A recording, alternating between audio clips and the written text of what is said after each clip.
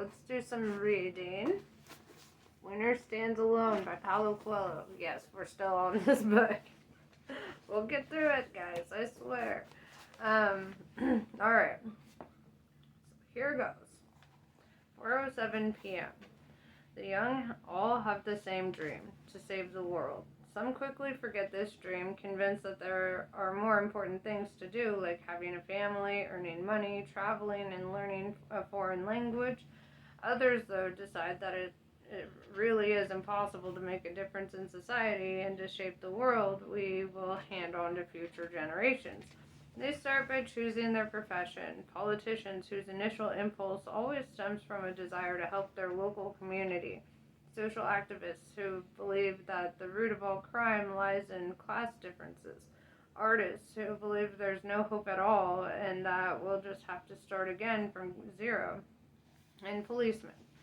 Savoy had been sure he could be a useful member of society, having read a great deal of detective fiction. He imagined that once the baddies were all behind bars and the goodies would be able to enjoy their place in the sun forever, he went to police college where... They have a police college? Okay. Academy. Where he studied assiduously, received excellent marks for his theory exams, prepared himself physically for dangerous situations, and trained as a sharpshooter, although he hoped to never have to kill anyone. During his first year, he felt that he was learning about the nitty-gritty of the profession. His colleagues complained about low salaries, incompetent judges, other people's preconceived ideas about the job, and the almost complete absence of any real action in their particular area. As time passed, life as a policeman and the complaints continued more or less the same, apart from the addition of one thing: paper. Endless reports on where or how or why of a particular incident. A simple case of someone dumping some rubbish, for example, required the rubbish in question to be meticulously searched for evidence of the guilty party's identity.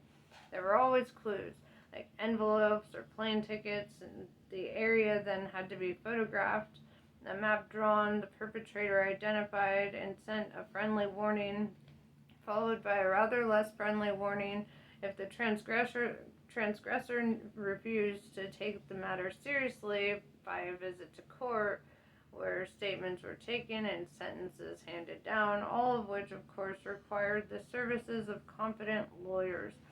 2 whole years might pass before the case was finally relegated to the files, with no real consequences for either side.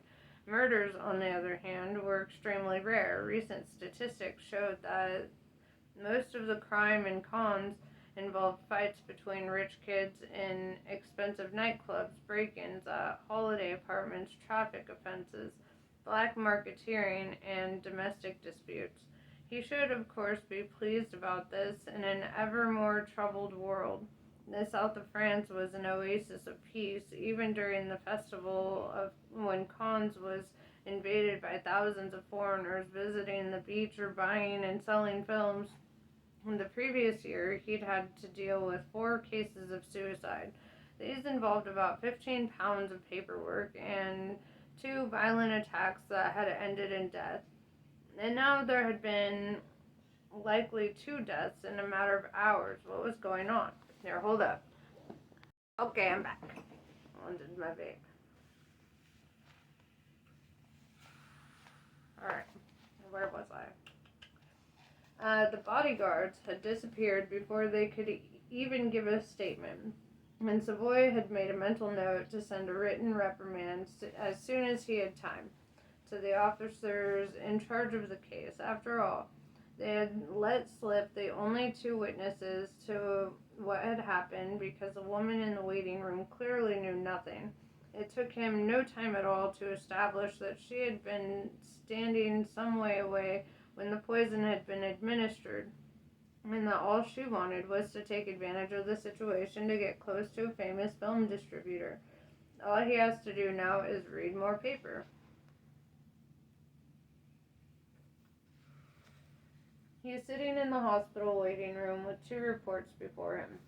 The first, written by the doctor on duty, consists of 2 pages of boring technical details, analyzing the damage to the organism of the man now in the intensive care unit, poisoning by an unknown substance currently being studied in the laboratory, and which was injected into the bloodstream through a needle that perforated the left lumbar region.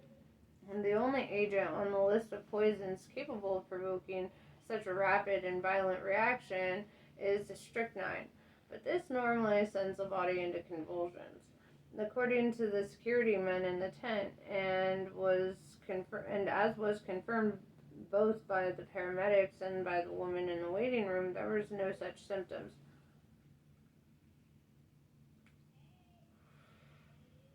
On the contrary, they had noticed an immediate paralysis of the muscles and stiffening of the chest, and the victim had been able to be carried from the tent without attracting the attention of the other guests. The second, much longer report was from the EPCTF, European Police Chiefs Task Force, and Europol, who had been following the victim's every move since he set foot on European soil. The agents were taking turns during the surveillance, and at the time of the incident, the victim was being watched by a black agent originally from Guadalupe, but who looked Jamaican. Even so, the person charged with watching him noticed nothing. Or rather, at that precise moment, his view was partially blocked by a man walking past holding a glass of pineapple juice. Although the victim had no police record and was known in the movie world as one of the few revolutionary film distributors around, his business was, in fact, just a front for something far more profitable, according to Europol. Yavitz Wild had been just another second-rate film producer. Then 5 years ago, he was recruited by a cartel specializing in the distribution of cocaine in the Americas to help them change dirty money into clean. It's starting to get interesting. For the first time, Savoy feels pleased by what he is reading.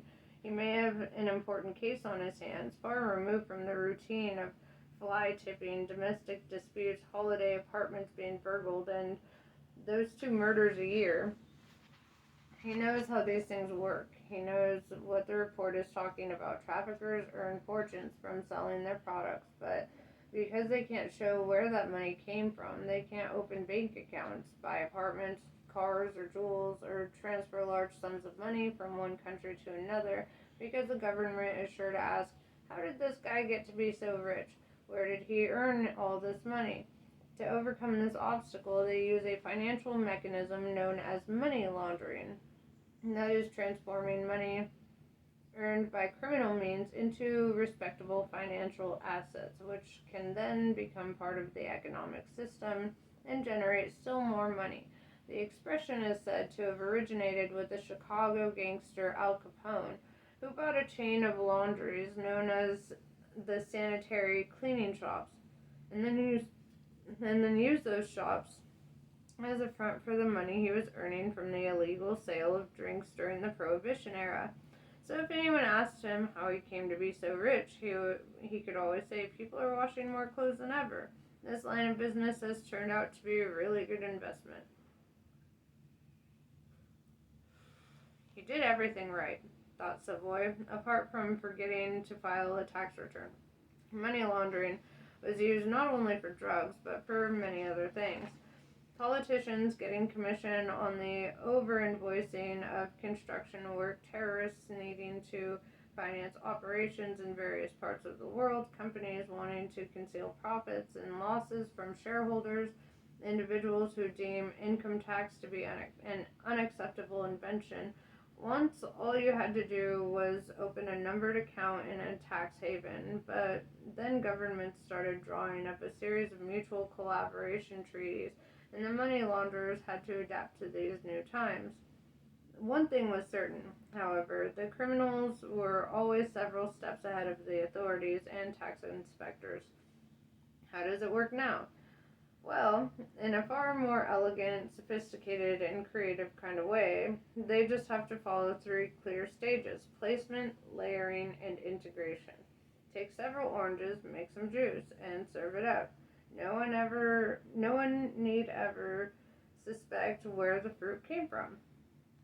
Making the orange juice is relatively easy. You set up a series of accounts and start moving small amounts of money from one bank to the other, often using computer-generated systems with the aim of bringing it all together again at some future date.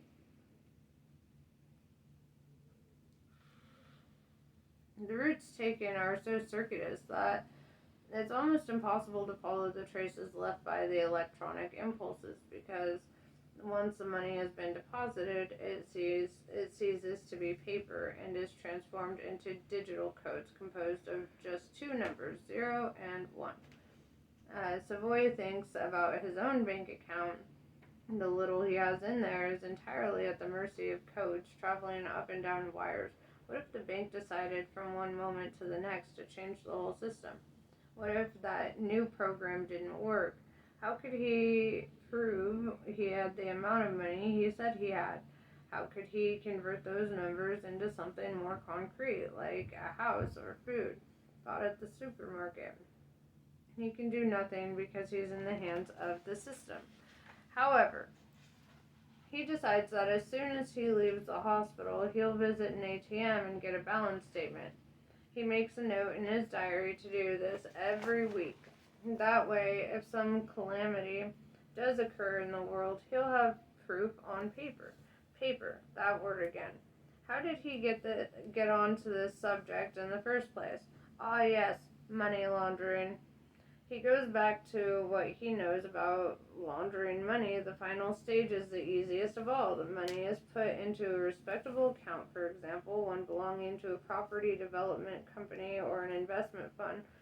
If the government asks where did all this money come from, the answer is easy enough: from small investors who believe in what we're selling. After that, it can be invested in more shares, more land, in planes and other luxury goods, in houses with swimming pools and credit cards with no cash limit. The partners in these companies are the very same people who first financed the buying of drugs, guns, or some other illicit merchandise. The money, though, is clean. After all, any company can earn millions of dollars speculating on the stock market or on property. I wonder if Jeff Bezos was doing that. Whatever. This left only the first step to consider, the most difficult of all. Who are these small investors? And that's where criminal creativity comes in. The oranges are people who hang around in casinos using money lent to them by a friend, in countries where there's corruption aplenty and few restrictions on betting. There's always a chance someone will win a fortune. If they do, there are arrangements in place with the owners who keep a percentage of the money that crosses their table. And the gambler, someone on a low income, can justify the enormous sum deposited in his bank account by saying that it was all a matter of luck. The following day, he'll transfer nearly all the money to a friend who lent it to him and hold back just a small percentage. The preferred method used to be buying up restaurants which could charge a fortune for their food and deposit the profits in an account without arousing suspicion. Even if an inspector came by and found the tables completely empty, they couldn't prove that no one had eaten there all day. Now, however, with the growth of the leisure industry, a more creative option has opened up.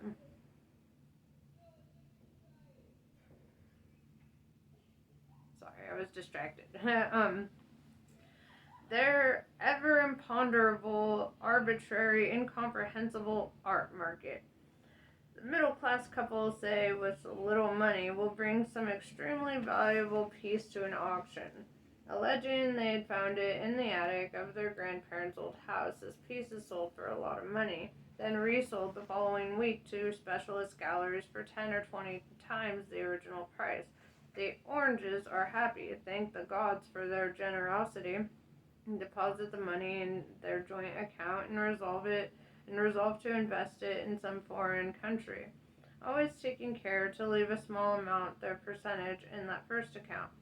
The gods in this case are real owners of the paintings who will buy it back from the galleries and put it on the market again, with different vendors this time. There are, however, more expensive products still, like the theater and the production and distribution of films. That is where the invisible hands of the money launderers can really make a killing. Savoy is now reading about the man currently in intensive care and trying to fill in a few blanks of his own in his own imagination. The man had been an actor who dreamed of becoming a major star. He couldn't find any work, although he still took great care of his physical appearance as if he really were a star. But he got to know the industry. In middle age, he managed to raise some money from investors and make a couple of films, both of which were resounding flops because they didn't get the right distribution. Nevertheless, his name appears on the credits, and he became known in the specialist magazines as someone who at least tried to make something different from the films being churned out by the big studios. Just as he was beginning to despair, unsure what to do with his life, with no one willing to give him another chance and weary of begging money from people who were only interested in investing in surefire hits, he was approached by a group of people, some of whom were very affable, while others were completely silent. They made him an offer he would start up as a film distributor, and his first purchase should be something guaranteed to reach a wider public. The major studios would offer vast sums of money for the film, but he needn't worry. Any sum offered would be matched by his new friends. The film would be shown in lots of cinemas and earn a fortune. Yavitz would get what he most needed, a reputation. No one would be likely to delve into the life of a frustrated film producer. 2 or 3 films later, the authorities might start to ask where all the money was coming from, but by then, the first step was safely concealed behind the 5-year time limitation on all tax investigations. So Yavitz began a glorious career.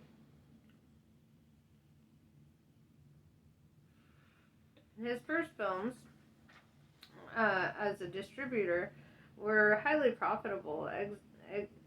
Exhibitors began to believe in his ability to select the best films on the market. Directors and producers were soon queuing up to work with him to keep up appearances. He always made sure to accept 2 or 3 low-budget projects every 6 months, the rest being films made with mega budgets, top-ranking stars, able technicians, and a lot of money to spend on promotion. Money that came from groups based in tax havens. Box office earnings were deposited in a normal investment fund above suspicion, which had shares in the movie. Fine, the dirty money was thus transformed into a marvelous work of art, which naturally didn't make as much money as was hoped, but was still capable of yielding millions of dollars that would immediately be invested by one of the partners in the enterprise. At one point, however, a sharp-eyed tax inspector, or perhaps a whistleblower at one of the studios, noticed one very simple fact. Why was it that so many previously unknown producers were employing big stars and the most talented directors, spending a fortune on publicity and using only one distributor for their films? The answer: the big studios are only interested in their own productions, whereas Yavitz is the hero, the man standing out against the monopoly of the giant corporations, a David to their Goliath, battling an unfair system. A more conscientious tax inspector decided to proceed with his investigation, despite all these apparently reasonable explanations. He began in great secrecy and learned that all the companies who had invested in the biggest box office successes were always limited companies based in the Bahamas, in Panama, or in Singapore. A mole in the tax office. There's always a mole, warned Yavitz's backers, and that they had better find another distributor to launder money from now on. Yavitz was in despair. He had grown accustomed to the millionaire lifestyle and to being treated as if he were a demigod. He had traveled to cons, which provided an excellent front for sorting things out with his backers, and personally handing over codes of various numbered accounts. He had no idea that he was being followed, that a prison term would almost certainly ensue, pending decisions made by men and ties in ill-lit offices. They might let him continue for a while longer in order to get more proof, or they might end the story right there. His backers, however, never took unnecessary risks. Their man could be arrested at any moment, make a deal with the court, and give details on how the whole scam worked, as well as naming names and identifying people and photos taken without his knowledge. There was only one way to solve the problem. They would have to kill him. Things couldn't be clearer, and Savoy can see exactly how things developed. Now he just needs to do what he always does, fill in more forms, draw up a report, hand it to Europol, and let their bureaucrats find the murderers, because it's a case that could well lead to promotions and revive stagnant careers. The investigation has to produce a result. None of his superiors would believe that a detective from a small town in France would be capable of making any major discoveries, because however glitzy and glamorous Cannes was during the festival for over 350 days of the year, it was just a small provincial town. He suspects that the perpetrator may have been one of the bodyguards at the table, since the poison could only have been administered by someone standing very close. However, he won't mention that. He'll fill up more paperwork about the people working in the tent, find no further witnesses, and then close the file, having first spent a few days exchanging faxes and emails with other more important departments. He'll go back to his 2 murders a year, to the fights and the fines, having been so close to something that could have international repercussions. His adolescent dream of improving the world, contributing to creating a safer, fairer society, getting promoted, landing a job at the Ministry of Justice, giving his wife and children a more comfortable life, helping to change the public perception of the law, and showing that there are still some honest policemen. All came down to the same thing: more paperwork. 4:16 p.m.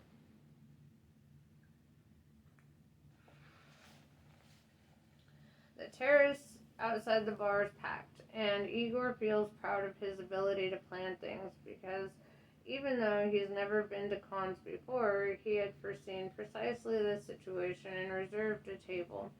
He orders tea and toast, lights a cigarette, and looks around him at the same scene you might see in any chic place anywhere in the world: women who are either anorexic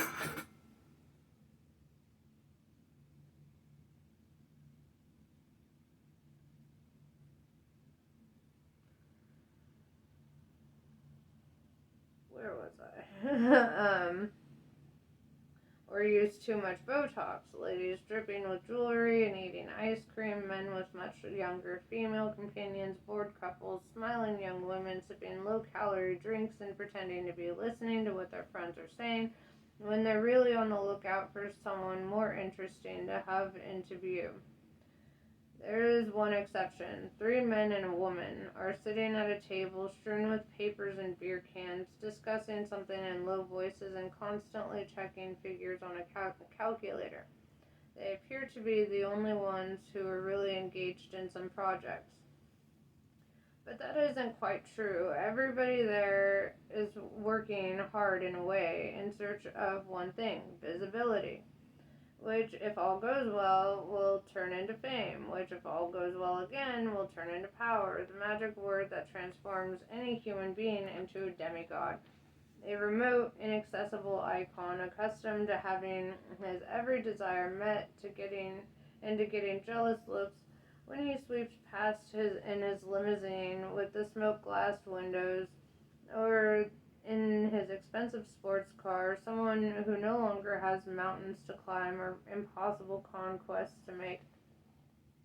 The people on the terrace have clearly leapt over certain barriers already. They are not outside with photographers behind the metal barriers waiting for someone to come out of the main door and fill their universe with light. They have already made it into the hotel lobby, and now all they need is fame and power. And they really don't mind what form these take. Men know that age isn't a problem. All they need are the right contacts, the young women who keep as keen an eye on the terrace as any trained bodyguard, know that they're reaching a dangerous age when any chance of achieving something through their beauty alone will suddenly vanish. The older women there would like to be recognized and respected for their gifts and their intelligence, but the diamonds they're wearing make it unlikely that their talents will be discovered. The men sitting with their wives are waiting for someone to pass by and say hello, and for everyone to turn and look and think, he must be well known, or even famous, who knows? The celebrity syndrome, it can destroy careers, marriages, and Christian values, and can blind both the wise and the ignorant. A few examples: great scientists who, on being given an important prize, abandon the search that might have helped humanity and decide instead to live off lectures and that feed both their ego and their bank balance. The Indian in the Amazon jungle who, on being taken up by a famous singer, decides that he's being exploited for his poverty. The campaigner for justice who works hard defending the rights of the less fortunate decides to run for public office, wins the election, and subsequently considers himself above the law, until he is discovered one day in a motel room with a prostitute paid for by the taxpayer. The celebrity syndrome. When people forget who they are and start to believe what other people say about them, the superclass, everyone's dream, a world without shadows or darkness, where yes is the only possible answer to any request, Igor is a powerful man. He has fought all his life to get where he is now. To that end, he has sat through boring suppers, endless lectures, and meetings with people he loathed, has bestowed smiles when he would have rather bestowed insults, and insults when he actually felt genuinely sorry for the poor creatures being singled out for punishment. As an example to others, he worked day and night and weekends too, deep in discussions with lawyers, administrators, officials, and press officers. He started with nothing just after the fall of the communist regime, and he reached the top. He has, moreover, managed to survive the political and economic storms that swept his country during the first 2 decades of the new regime. And why? Because he fears God and knows that the road he has traveled in his life is a blessing, that must be respected. If not, he will lose everything. There were, of course, moments when something told him he was forgetting about the most important part of that blessing, Iwa. But for many years, he persuaded himself that she would understand and accept that it was simply a temporary phase and that soon they would be able to spend as much time together as they wished. They made great plans, journeys, cruises, a remote house in the mountains with blazing log fire, and the certain knowledge that they could stay there for as long as they wanted, with no need to worry about money, debts, or obligations. Sorry, I have cotton mouth.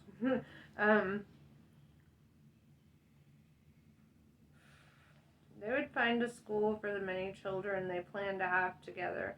They would spend whole afternoons walking through the surrounding forest. They would have supper at small, cozy local restaurants. They would have time to garden, read, go to the cinema, and do simple things that everyone dreams of doing. The only things truly capable of filling anyone's life. When he got home, his arms were full of papers, which he would then spread out on the bed. He would ask her to be patient for a while longer. Then his phone rang on the very day they'd chosen to go out to supper together, and he had to interrupt their conversation and spend a long time talking to whoever had called. He would he would again ask her to be patient. He knew Eva was doing everything she could to make things easy for him, although she did complain now and then, very sweetly, that they needed to make the most of life while they were still young. After all, they had money enough for the next 5 generations. Igor would say, "Right, I'll stop today." And Eva would smile, stroke his cheek, and then he would remember something important he'd forgotten to do and go over to the phone to ring someone or to send the computer or to the computer to send an email. My dyslexia is acting up, guys.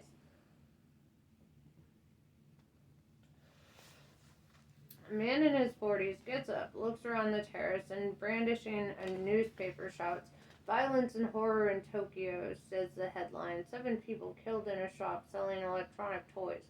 Everyone looks at him. Violence. They don't know what they're talking about. This is where you get real violence. A shudder runs down Igor's spine. If some madman stabs to death a few innocent people, the whole world is shocked. But who cares about the intellectual violence being perpetrated in cons? Our festival is being killed in the name of dictatorship. It's not a question of choosing the best film, but of committing crimes against humanity, forcing people to buy products they don't want, putting fashion above art, choosing to go to lunch or supper rather than watch a film. That's disgraceful. I'm here to be quiet, someone says. No one cares why you're here. I'm here to denounce the enslavement of man's desire, for we have stopped using our intelligence to make choices and instead allow ourselves to be manipulated by propaganda and lies. People get all steamed up about these stabbings in Tokyo, but they don't give a damn about the death by a thousand cuts suffered by a whole generation of filmmakers. The man pauses, expecting a standing ovation, but there isn't even a thoughtful silence. Everyone resumes their conversations, indifferent to his words. He sits down again, trying to look dignified, but with his heart in shreds for making such a fool of himself. Visibility, thinks Igor. The problem is that no one took any notice. What an attention whore. It's his turn to look around. He was staying at the same hotel, and a sixth sense born of many years of marriage tells him that she's sitting not far away on that same terrace. She will have received his messages and is probably looking for him now, knowing that he too must be near. He can't see her, but neither can he stop thinking of her. His obsession. He remembers one night being driven home in his imported limousine by the chauffeur who doubled as his bodyguard.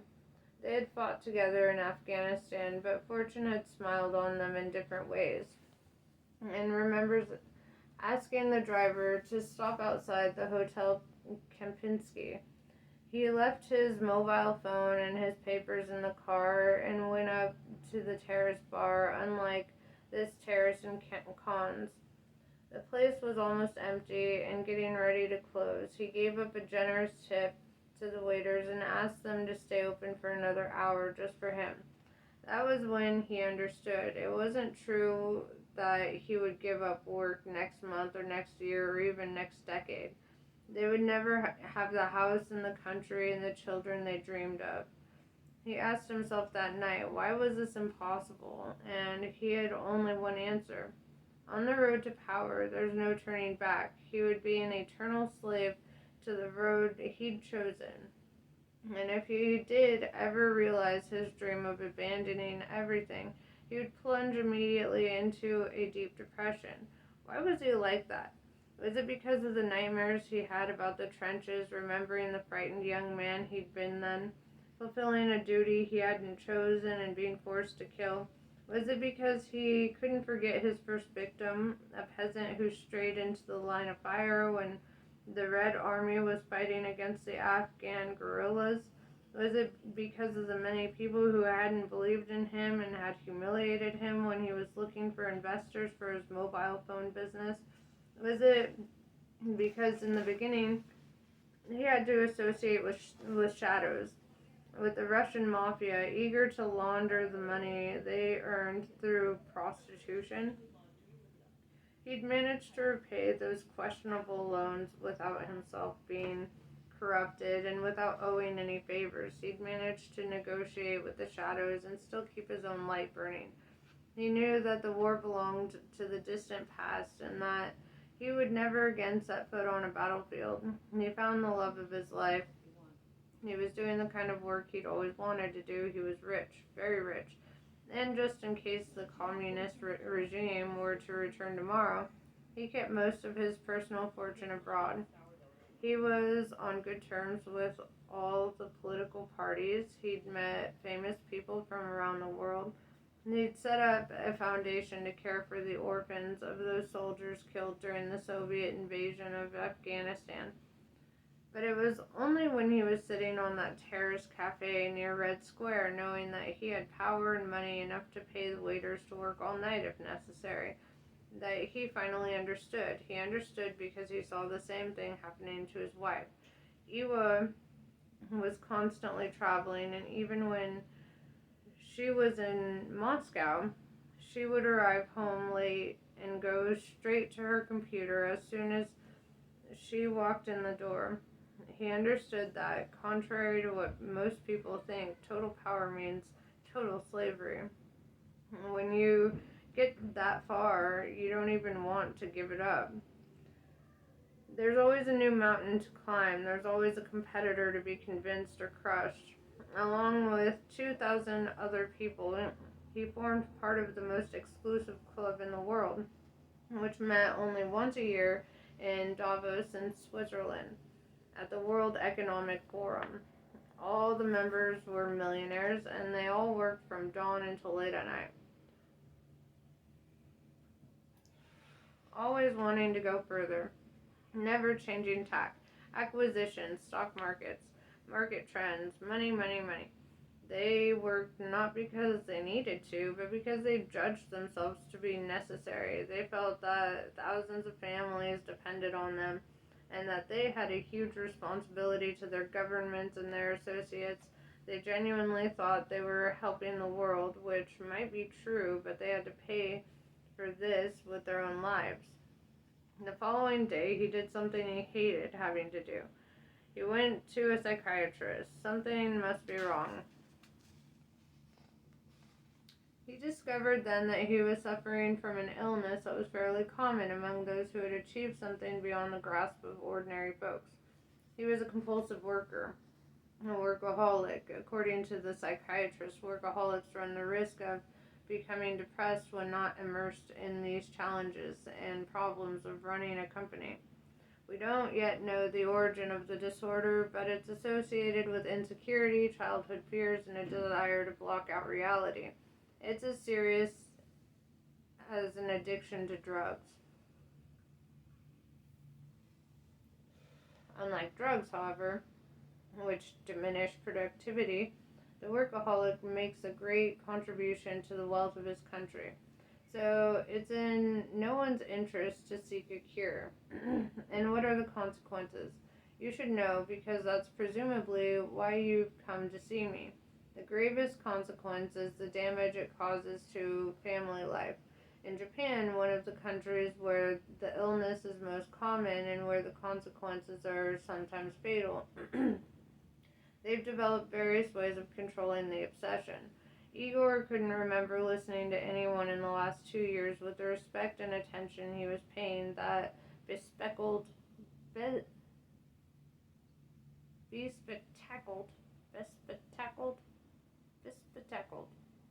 Okay, I've never heard that word. Mustachioed man before him. So there's a way out then.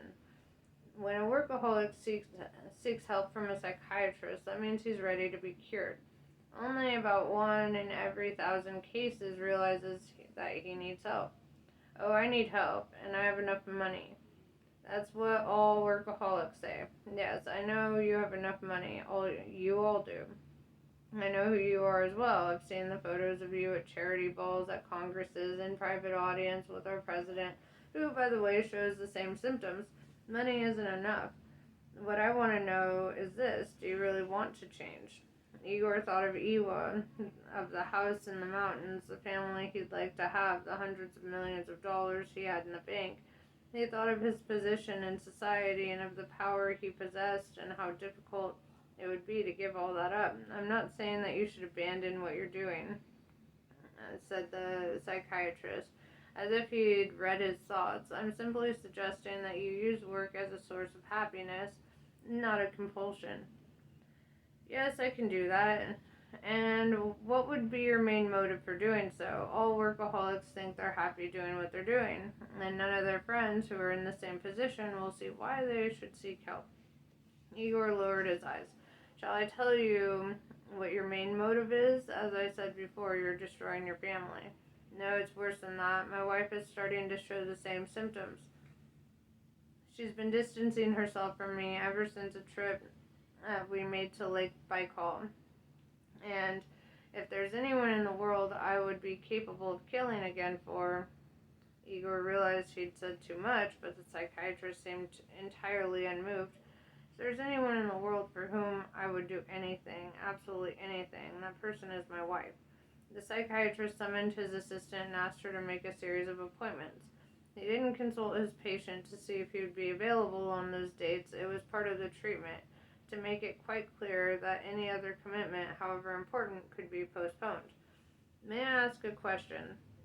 The psychiatrist nodded.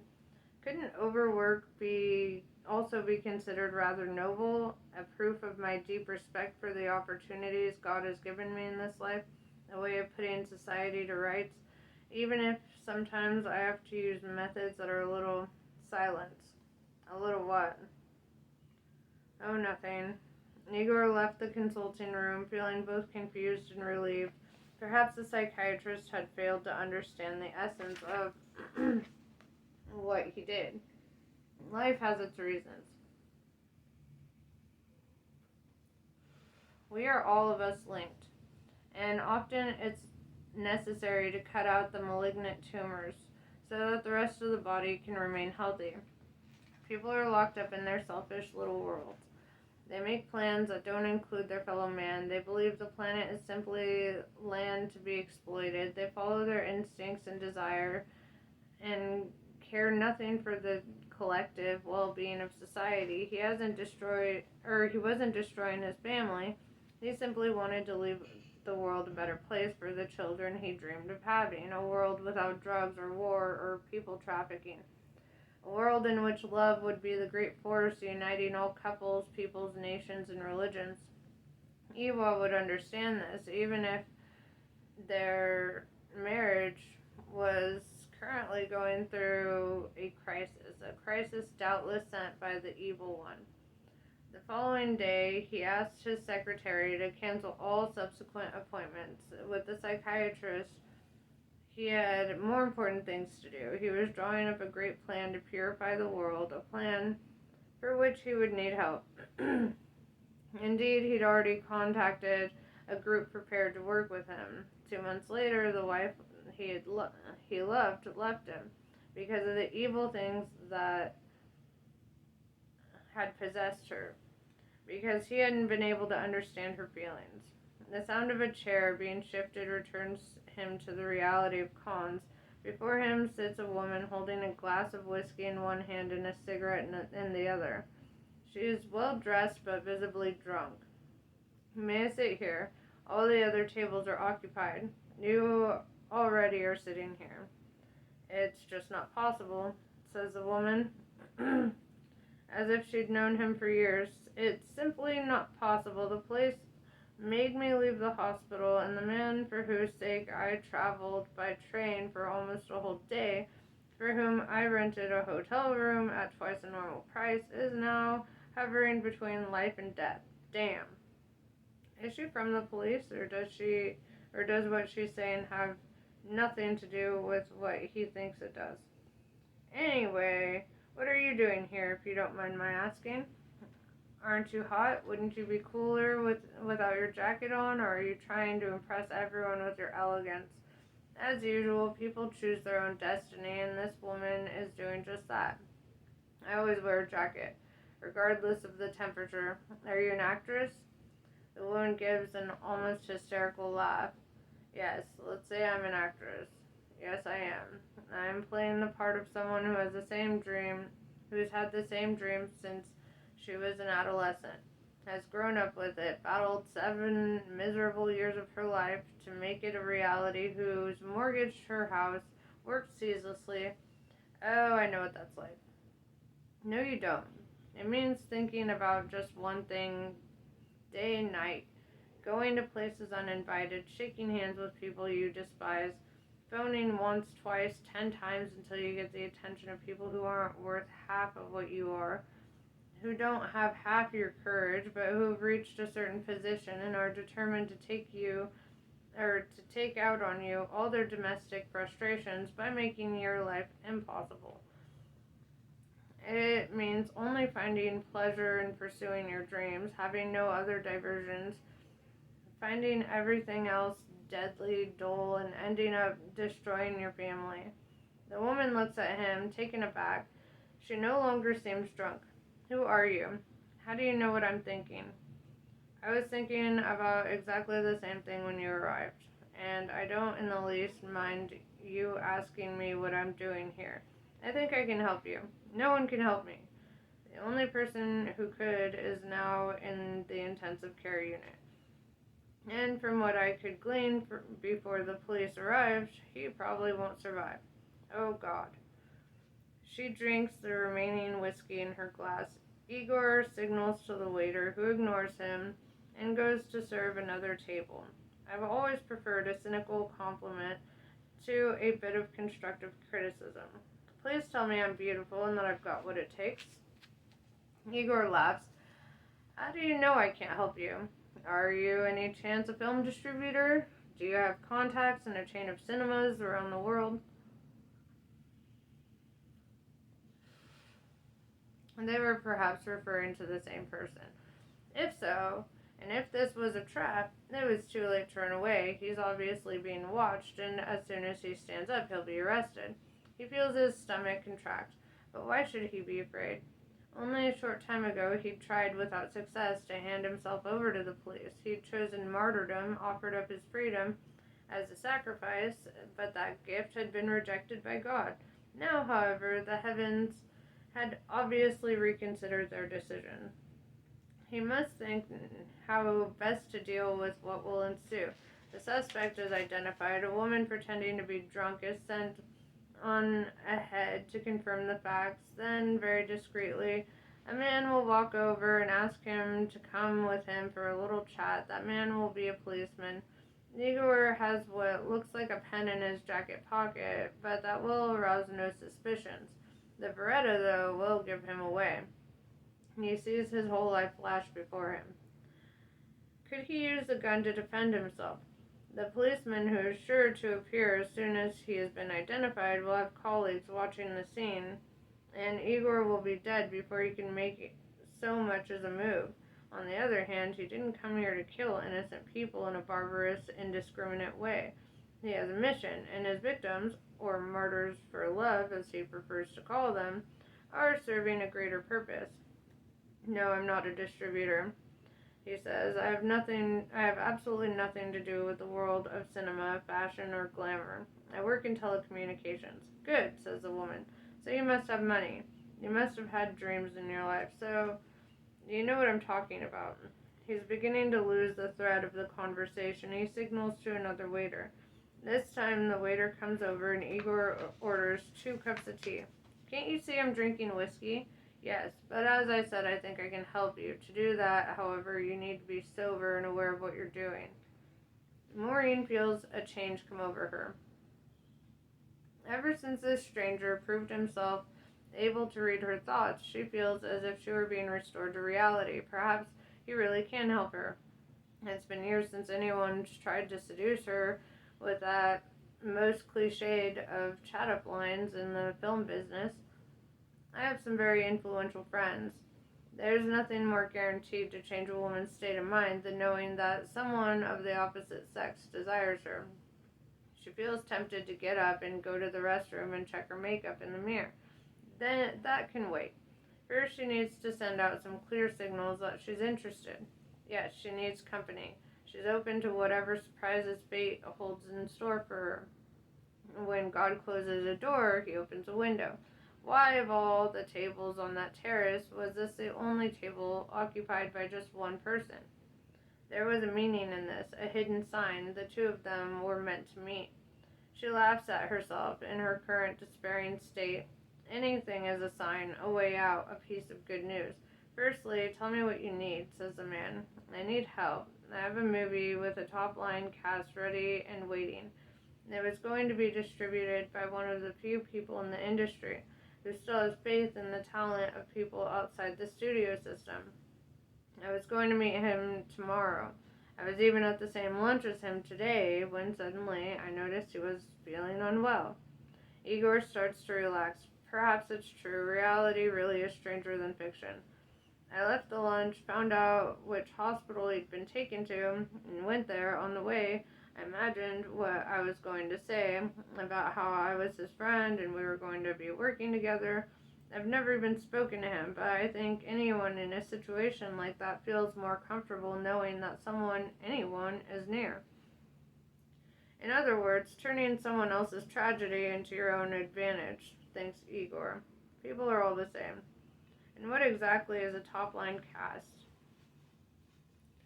Will you excuse me? I need to go to the bathroom. Igor politely stands up, puts on his dark glasses, and as she walks away, tries to look as calm as possible. He drinks his tea, all the while scanning the terrace. At first sight, there appears to be no immediate threat, but it would still be wise to leave that terrace as soon as the woman comes back. Maureen is impressed by her new friend's gentlemanly behavior. It's been years since she's seen anyone behave according to the rules of etiquette taught them by their mothers and fathers. As she leaves the terrace, she notices that some pretty young women at the next table, who have doubtless heard part of the conversation, are looking at him and smiling. She notices, too, that he's put on dark glasses, possibly to be able to observe the young women without them knowing. Perhaps by the time she gets back, they'll all be drinking tea together. But then life is like that. Don't complain and don't expect too much either. She looks at her face in the mirror. Why would a man be interested in her? She really does need to get to grips with reality again, as he suggested.